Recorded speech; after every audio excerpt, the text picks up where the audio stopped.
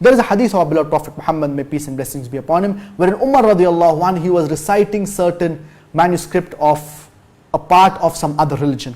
And when he came to our beloved Prophet Muhammad, peace be upon him, with these manuscripts of some other religion, our beloved Prophet Muhammad, may peace and blessings be upon him, he was upset.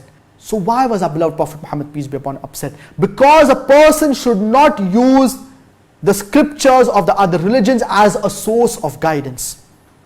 Allah subhanahu wa ta'ala says in the glorious Quran, Surah Al Imran, chapter number 3, verse number 64, قُلْ يَا أَهْلَ الْكِتَابِ, say, O people of the book, تَعَالَوْا إِلَىٰ كَلِمَةٍ سَوَاءٍ بَيْنَنَا وَبَيْنَكُمْ, come to common terms as between us and you. Which the first term? Allah na'budu illallah, that we worship none but one Almighty God.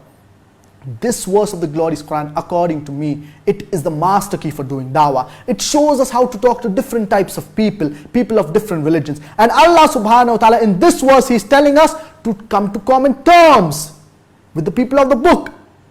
And how will we talk about the commonalities if we do not quote from their religious scriptures?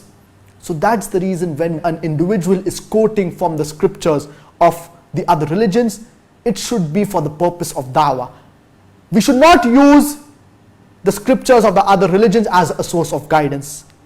The only source of guidance for us Muslims, it is the glorious Quran and the authentic teachings of our beloved Prophet Muhammad, may peace and blessings be upon him.